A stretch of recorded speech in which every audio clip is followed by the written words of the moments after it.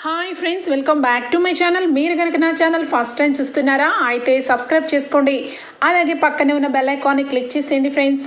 ఈరోజు ఎపిసోడ్ అయితే సూపర్గా అదిరిపోబోతుంది. ఎక్కడా స్కిప్ చేయకుండా మొత్తం చూసేయండి ఫ్రెండ్స్. అప్పుడే మీరు ఎంజాయ్ చేయగలుగుతారు. నచ్చినట్లయితే ఒక లైక్ ఇచ్చి ఎంకరేజ్ చేసేయండి ఫ్రెండ్స్. ఇక ఎపిసోడ్లోకి అయితే వెళ్ళిపోదాం. ఈ ఎపిసోడ్ స్టార్ట్ అవగానే ఇక మార్నింగే రుద్రాణి అయితే తెగ సంబరపడిపోతూ ఇక ఆస్తి మొత్తం నాకే దక్కింది, ఇక ఈ ఆస్తితో నేను నా కొడుకు ఎంజాయ్ చేస్తాం అని చెప్పి ఇక లెగడంతోనే ఇక లేస్తూ, ఒరే రాహుల్, ఇక మనం ఎక్కడికైనా వెళ్ళొచ్చురా, మన ఇష్టం వచ్చినట్టుగా మనం ఇక ఈ ఆస్తిని అనుభవించవచ్చు, మనం ఎవరి మోచేయి నీళ్ళు తాగనవసరం లేదురా అని చెప్పి ఇక పగటి కళలు కనుక్కుంటూ లేస్తుంది రుద్రాణి. ఇక వెంటనే స్వప్న వచ్చి, హలో అత్త, ఏంటి ఏదో ఆస్తి రాసిచ్చేసినట్టు, ఆ ఆస్తిని అనుభవించేసినట్టు కలొచ్చినట్టుంది అని చెప్పి అనగానే, అవును, ఏంటి ఇప్పుడేంటి నీకు, నా ఆస్తి నాకు రాబోతుంది, నా కొడుకు ఇక నుంచి ఎవరు మోచేయి నీళ్ళు తాగడు అనగానే, అంటే ఇప్పుడు తాగుతున్నాడనేగా అర్థం అనగానే, చూడు స్వప్న, ఈ విషయంలో నువ్వు తలదూర్చొద్దు, ఇది మా కుటుంబం విషయం అని చెప్పి అంటుంది రుద్రాణి.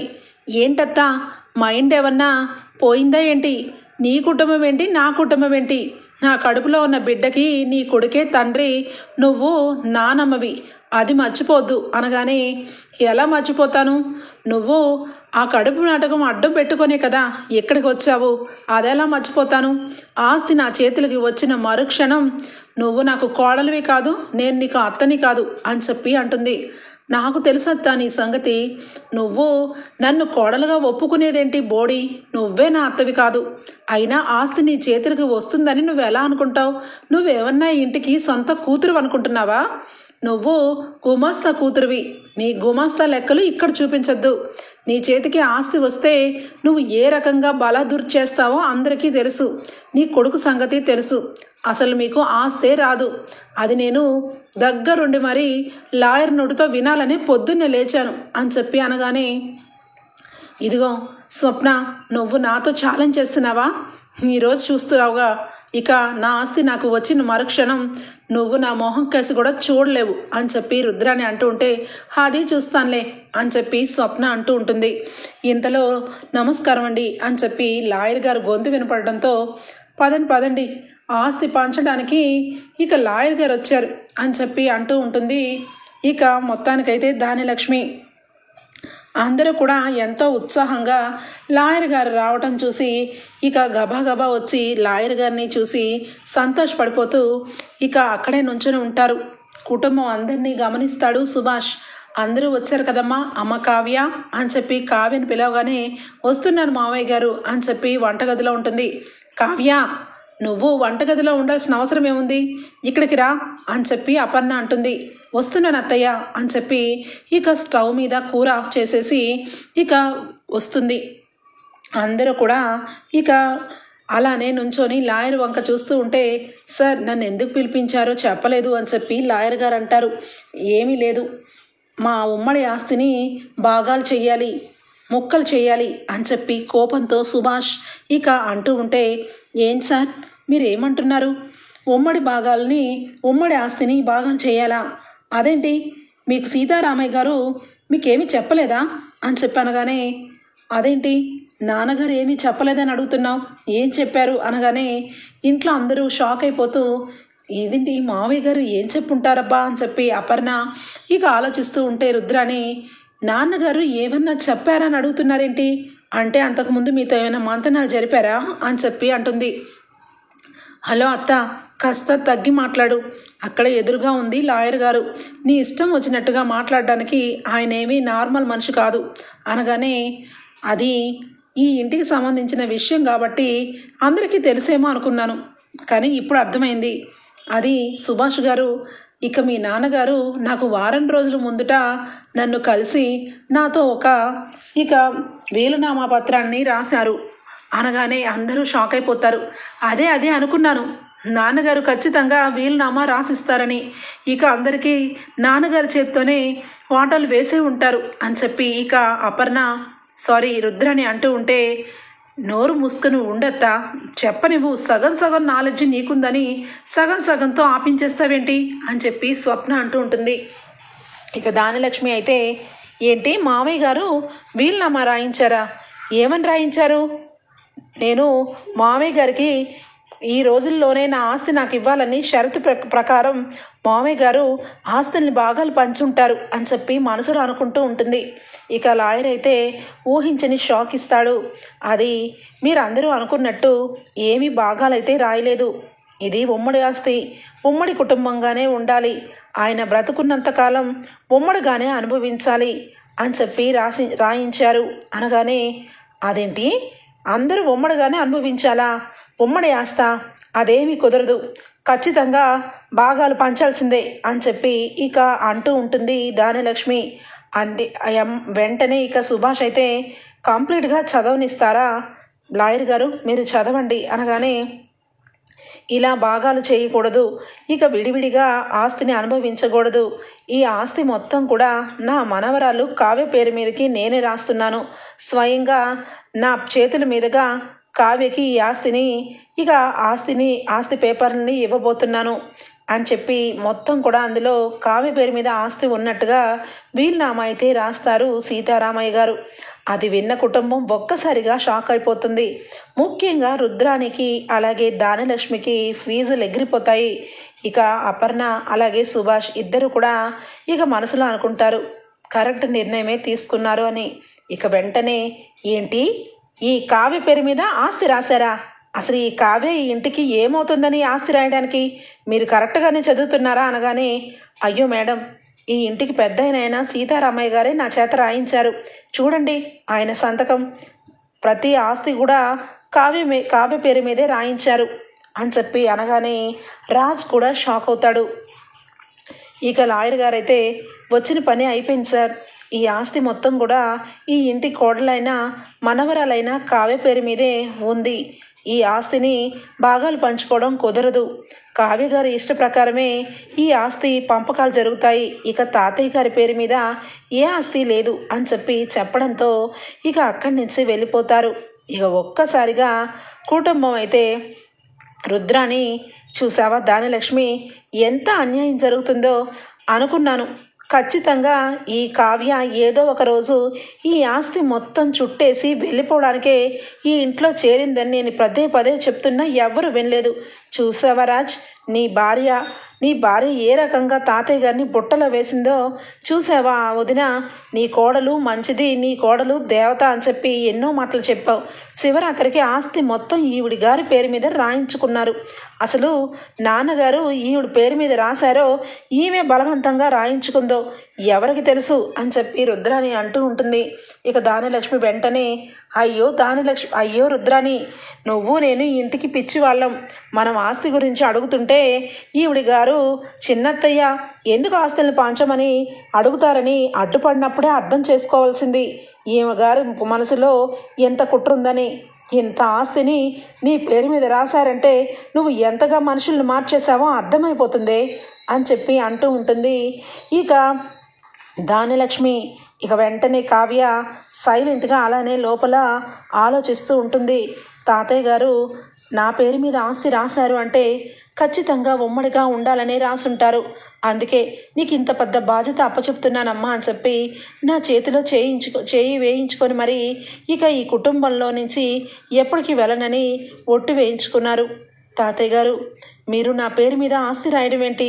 అంటే నా మీద మీకు అంత ఇక గౌరవం అలాగే నమ్మకం ఉన్నాయా అని చెప్పి మనసులో అనుకుంటూ ఉంటుంది. ఇక వెంటనే ఇందిరాదేవి లోపల గదిలో నుంచి నడుచుకుంటూ వస్తుంది. చెప్పవేంటి, మాట్లాడవేంటి, ఈ ఆస్తి నీ పేరు మీద రాస్తే నీదే అయిపోద్ది అనుకుంటున్నావా? మర్యాదగా ఆస్తి భాగాలు పంచు అని చెప్పి కావ్య మీదకి తిరగబడతారు ఇద్దరు కూడా. ఇక అక్కడే ఉన్న ఇందిరాదేవి స్పీడ్గా వచ్చి, ఏయ్ నోరు మూసుకుంటారా, నువ్వు నోరు మూసుకోరా అని చెప్పి అంటుంది. ఒక్కసారిగా ఇక ధాన్యలక్ష్మి రుద్రాని షాక్ అయిపోతారు.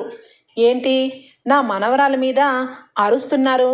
ఈ ఇంటికి ఈ ఆస్తికి సంబంధించిన వారసురాలు నా మనవరాలు కావ్య అని చెప్పి నా భర్త నా బావ ఇక వీలునామాలో రాయించినా కూడా కావ్యని దోషిగా చేసి మాట్లాడతారేంటి? ఈ ఆస్తి నా భర్తది, అంటే నాది. నాకు నా భర్తకి సమ్మతంగా కావ్యకి ఈ ఆస్తిని రాసిచ్చాం. ఇందులో ఎవరూ అడ్డుపడడానికి లేదు, ఇక క్వశ్చన్ చేయడానికి లేదు. ఉన్నంతకాలం ఈ ఇంట్లో ఉంటూ అనుభవించాల్సిందే తప్పించి ఎవరి పేరు మీద ఈ ఆస్తిని ఇక ముక్కలు చేయకూడదనే ఈ నిర్ణయం తీసుకున్నాడు బావ. ఈ ఈ నిర్ణయానికి కట్టుబడి ఉంటే ఉండండి, లేకపోతే ఇంట్లో నుంచి వెళ్ళిపోండి.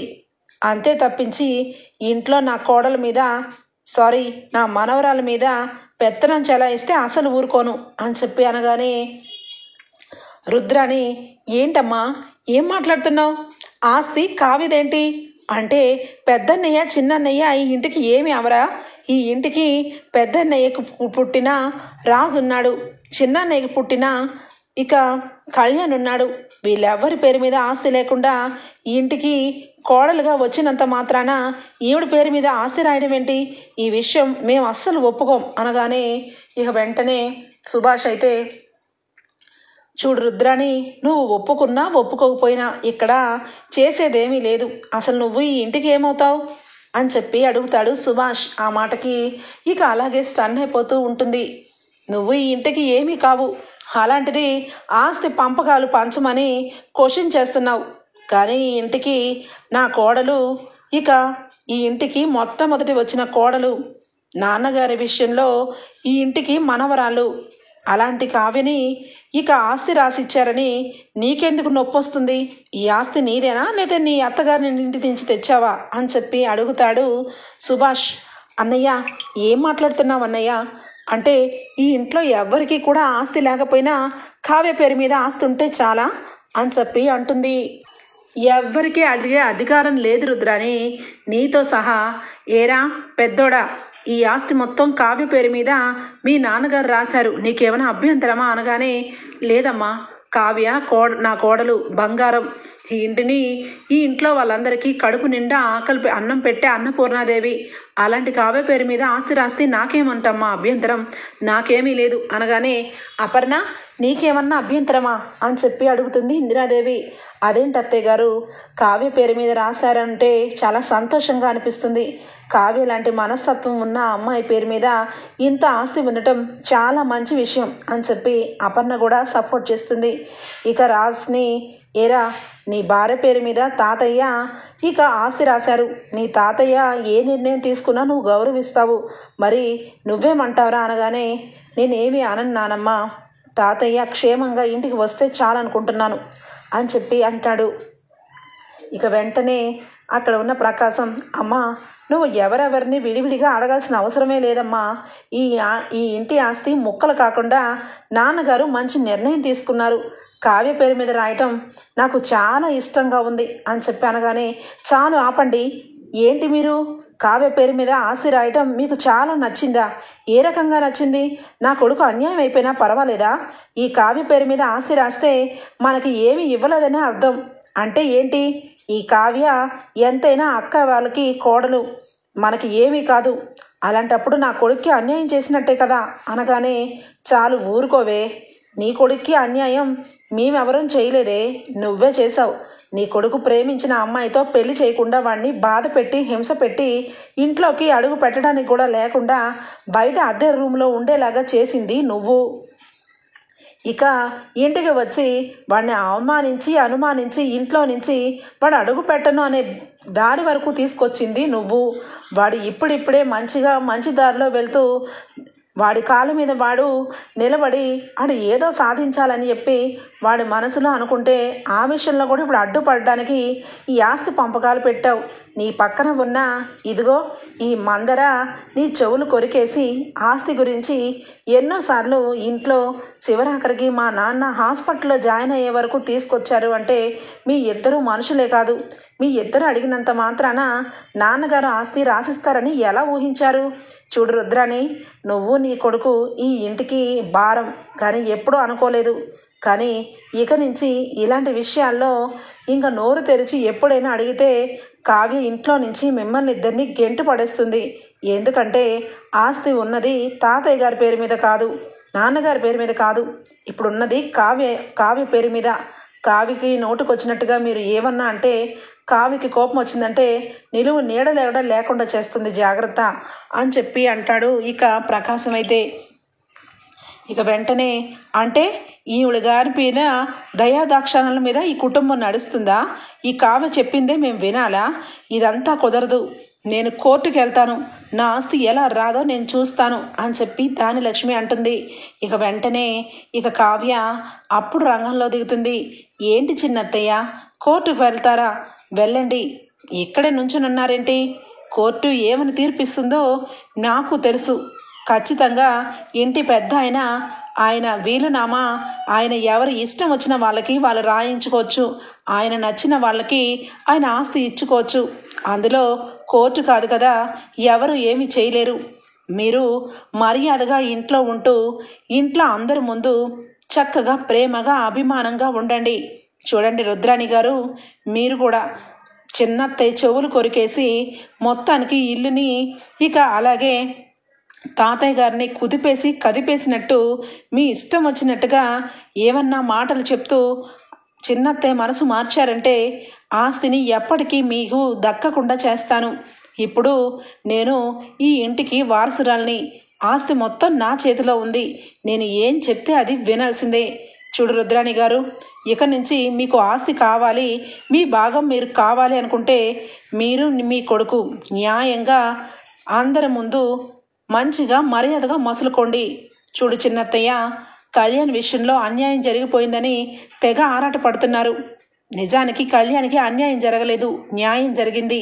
ఆ రాక్షసితో పెళ్ళయిన తర్వాత కళ్యాణ్ చాలా బాధపడుతూ ఇక డిప్రెషన్లోకి వెళ్ళిపోయాడు. ఇక చివరాఖరికి అప్పుని ప్రేమించానని పెళ్లి చేసుకుంటానంటే మీరు కనీసం ఒప్పుకోలేదు. ఒప్పుకోకపోగా ఇంట్లో నుంచి వెళ్ళిపోవడానికి డైరెక్ట్గా ఇండైరెక్ట్గా కారణమయ్యారు. ఇప్పుడు కళ్యాణ్ విషయంలో ఆస్తి పంచమని తాతయ్యని టార్చర్ చేశారు. కానీ అదంతా ఒకప్పుడు. ఇప్పటి నుంచి మీరు కరెక్ట్గా మారిపోయి ఆస్తి విషయంలో హక్కుల విషయంలో సైలెంట్గా ఉంటే నా మనసు మారి నేనే ఏదో ఒకరోజు ఆస్తుల్ని పంచుతాను.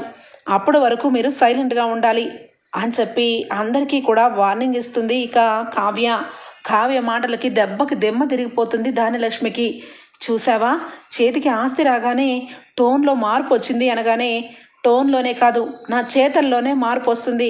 ఇక నుంచి కళ్యాణ్ విషయంలో కానీ ఇక రాహుల్ విషయంలో కానీ ఇక ఇంట్లో ఎవరి విషయంలో కానీ వాళ్ళందరి విషయంలో జోక్యం చేసుకొని ఆస్తి గురించి హక్కుల గురించి వస్తే మాత్రం చిల్లిగవ్వ కూడా ఎవరికి దక్కనివ్వను.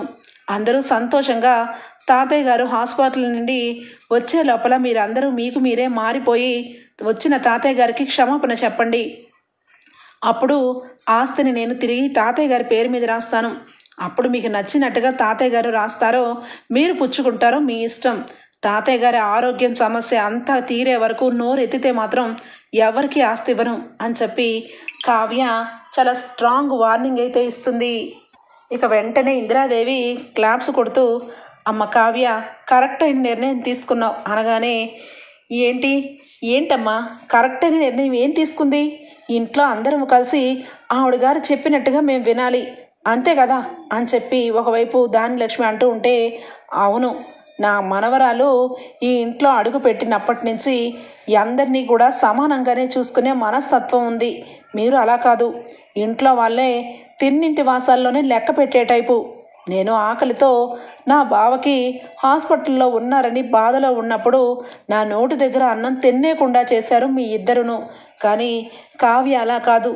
నేను ఎక్కడికి వెళ్ళినా నా వెన్నంటే ఉండి నేను తినే వరకు నాకు భోజనం పెట్టి నాకు ట్యాబ్లెట్లు వేసింది నా మనవరాలు. అలాంటి కావ్య విషయంలో కావ్య పేరు మీద ఆస్తి రాస్తే కొంచెం కూడా తప్పు లేదని నా మనస్సాక్షి నాకు చెప్తుంది.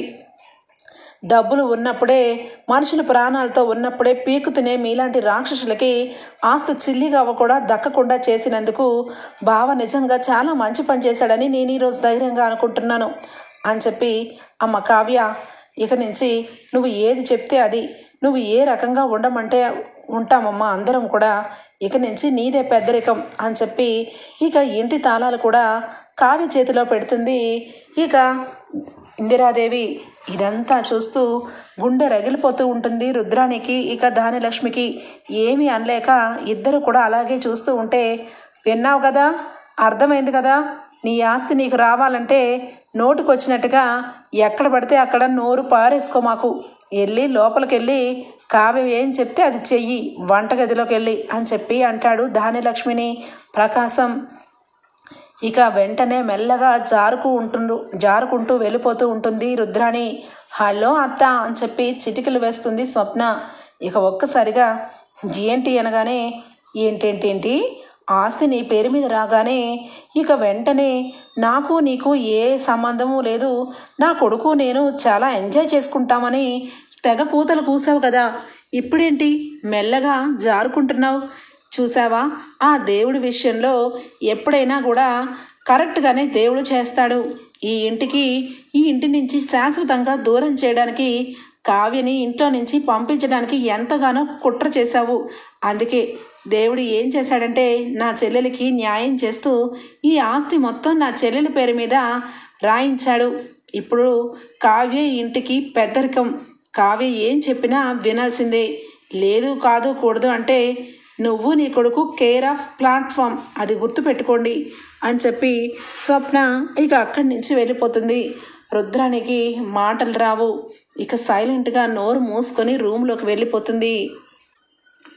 ఇక కావ్య అయితే ఇక ఇందిరాదేవి దగ్గరికి వచ్చి, అత్తయ్య గారు సారీ, నా అమ్మమ్మ ఏంటమ్మమ్మ ఇదంతా, నా పేరు మీద ఆస్తి రాయడం ఏంటి తాతయ్య, అసలు నాకు ఏం తెలుసు, ఈ బరువు నా నెత్తి మీద ఇంత ఇదిగా పెడతారని ఊహించలేదు. వాళ్ళందరూ కూడా ఆస్తిని నా పేరు మీద నేను కావాలని రాయించుకున్నానని వాళ్ళందరూ కూడా నా గురించి అపార్థం చేసుకుంటున్నారు. ఈ విషయంలో నాకు ఏమీ తెలియదు కదా నానమ్మ అనగానే, చూడు కావ్య, ఈ విషయంలో వాళ్ళు అపార్థం చేసుకున్నా చేసుకోకపోయినా నష్టం ఎవరికీ లేదు. కానీ ఈ తాతయ్య గారు నీ మీద అంత నమ్మకంతో ఇంత బరువైన బాధ్యత నీకు అప్పచెప్పారు అంటే ఖచ్చితంగా నువ్వు సాధిస్తావని ఆయనకి తెలుసు. ఇంత ఆస్తిని నీ పేరు మీద రాసిచ్చారు అంటే ఆ ఆస్తిని నువ్వు ఎవరి పేరు మీద రాయవని ఆయనకి నమ్మకం. అదే రాజు పేరు మీద కాతే సుభాష్ పేరు మీద ఎవరి పేరు మీద రాసినా ఈ టయానికి ఈ ఇల్లు ముక్కలైపోయేది. అందుకే ఆయనకి తెలిసే నీ పేరు మీద రాశారు. ఆ గౌరవంగా ఆయన ఇచ్చిన మర్యాదపూర్వకంగా నువ్వు మాట మీద నిలబడతావని నమ్మకం కూడా ఉంది. చూడమ్మా కావ్య, నువ్వు ఇది బరువు అనుకోకుండా బాధ్యత అనుకొని నీ కర్తవ్యం నువ్వు నిరూపించు అని చెప్పి ఇందిరాదేవి అయితే ఇక కావ్యకి విషయం చెప్తుంది. ఇక అపర్ణ వచ్చి, అత్తయ్య గారు, ఈ శివంగికి మంచిగానే తాతయ్య గారు మామయ్య గారు ఆలోచించి ముందస్తు బాగానే కావ్య పేరు మీద వీలునామాలో రాశారు. చూడు కావ్య, ఈ ఇంటికి ఇప్పుడు నువ్వు మగటం లేని మహారాణివి. నువ్వు ఎంతంటే అంత నీకు నచ్చినట్టుగా అందరినీ మలుచుకొని కుటుంబాన్ని ముందుకు నడుపనగానే, ఏంటత్తయ్య మీరు కూడా నా పేరు మీద ఆస్తి రాసిచ్చారని నేను పెత్తనం చేయాలని కాదు కదా అనగానే, ఓసే పిచ్చి మొద్దు, నిన్ను పెత్తనం చేయమని అడగట్లేదు.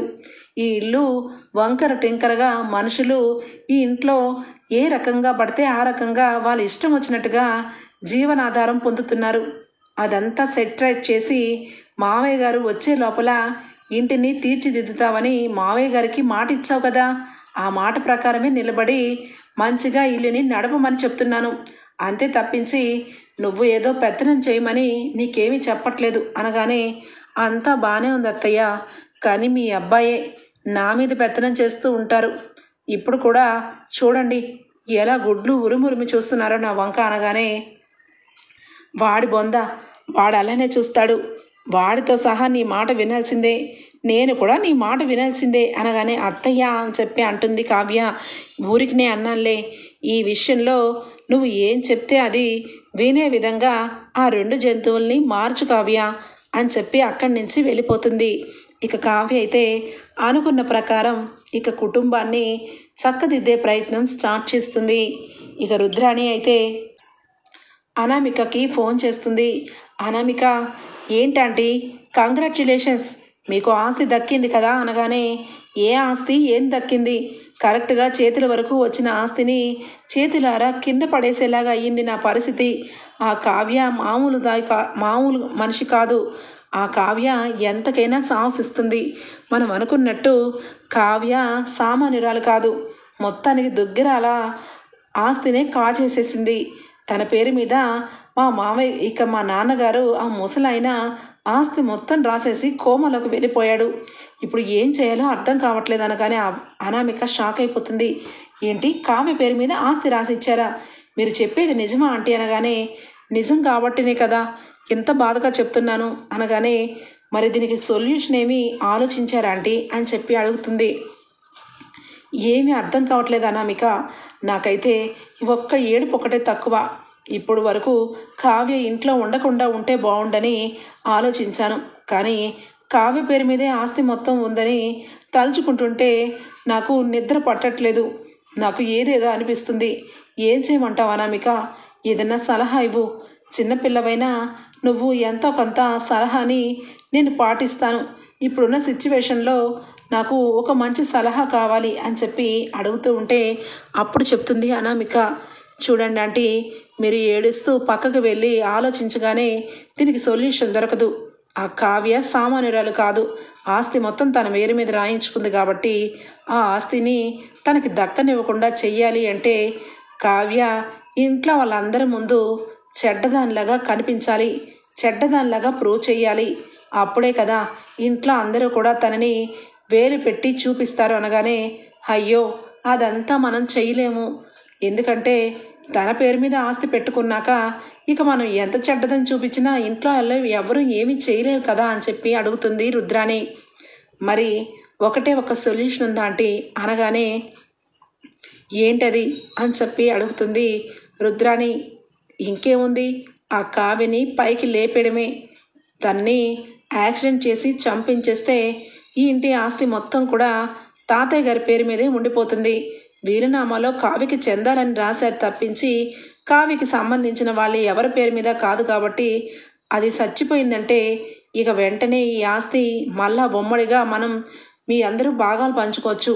ఇక నేను కూడా నా జీవితం కూడా విడాకుల వరకు వెళ్ళింది అంటే కావ్య ఇండైరెక్ట్గా డైరెక్ట్గా కారణం కాబట్టి నా కక్ష కూడా తీరిపోతుంది. కాబట్టి కావ్యకి చావు ముహూర్తం పెడితే చాలా ఆంటీ అని చెప్పి అంటుంది ఇక అనామిక. ఇద్దరు కూడా సరే అంటే సరే అని చెప్పి ఇద్దరు కూడా కావ్యని చంపే ప్రయత్నం చేయడానికి ఇక పన్నాగాలైతే వేస్తూ ఉంటారు. ఇక అదే టైంలో అటువైపుగా అపర్ణ వెళ్తూ ఉంటుంది. అపర్ణ ఇక రుద్రాణి అనామికతో మాట్లాడిన మాటలన్నీ వింటుంది. ఒక్కసారిగా షాక్ అయిపోతుంది. కావ్యని ఆస్తి కోసం చంపాలని చూస్తావా? నువ్వెంత నీచురాలివి. నీ నీచరికం అంతా కూడా బయట పెడతాను.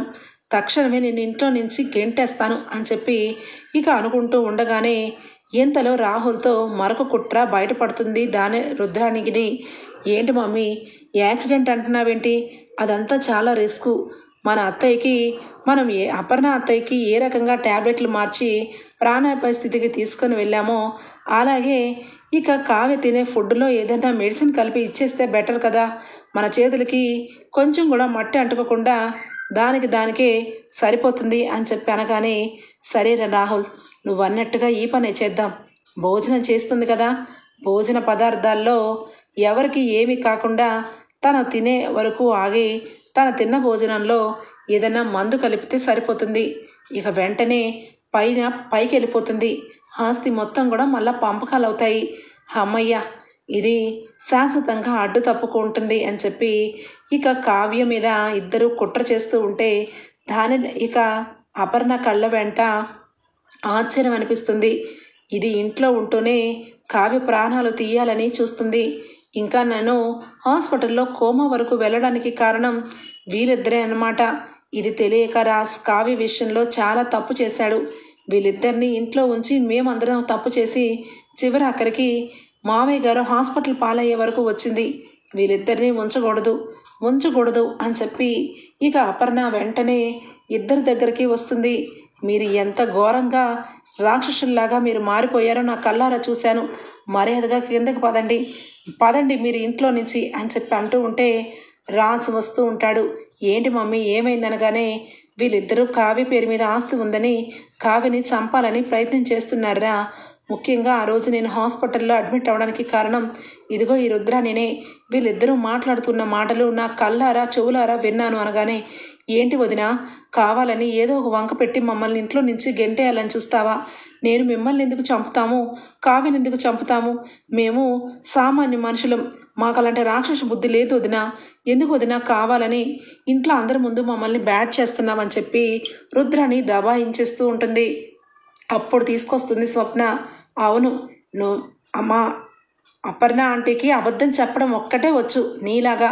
ఈ నిజానికి మీ ఇద్దరి కుట్రని నేను కూడా నా చెవులారా కళ్ళారా విన్నాను. ఇదిగో ఫోన్లో రికార్డ్ రాజ్. అపర్ణ ఆంటీకి నిజంగా ఇలాంటి బుద్ధి లేదు కాబట్టి ఏ వీడియో అవసరం లేదనుకున్నారు, కానీ ఇలాంటి వాళ్ళకి వీడియోతో సహా చూపిస్తేనే ఇంట్లో వాళ్ళకి తెలుస్తుంది వీళ్ళ బుద్ధి అసలైన బుద్ధి అనగానే, ఎంతైనా నీ మొగుడే, నేను నీ మొగుడిని కన్నా తల్లిని, మా మీదే కక్ష తీర్చుకుంటావా అని చెప్పి అంటూ ఉంటే, నువ్వెక్కడ నా అత్తవి, నువ్వు ఆస్తి రాగానే నన్ను వదిలించేసి నీ కొడుకు వేరొక సంబంధం చేసి పెళ్లి చేద్దామని చూస్తున్న ఆడదానివి, నువ్వు నాకు అత్తేంటి?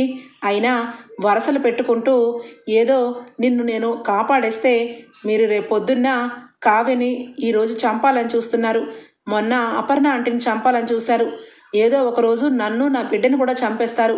మీలాంటి వాళ్ళ గురించి నేను ఎందుకు ఆలోచించాలి?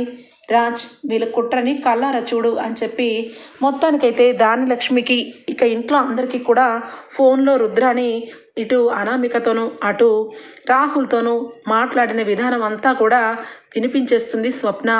అందరూ కలిసి రుద్రానిని రాహుల్ని ఇంట్లో నుంచి గెంటి పడేస్తారు. రాబోయే ఎపిసోడ్స్లో ఇక రాజ్ కావ్య ఒక్కటవుతారు, రుద్రాని రాహుల్ బయటకు వెళ్ళిపోతారు. మీకు నచ్చినట్లయితే ఒక లైక్ ఇచ్చేయండి friends. Bye, take care, thank you for watching.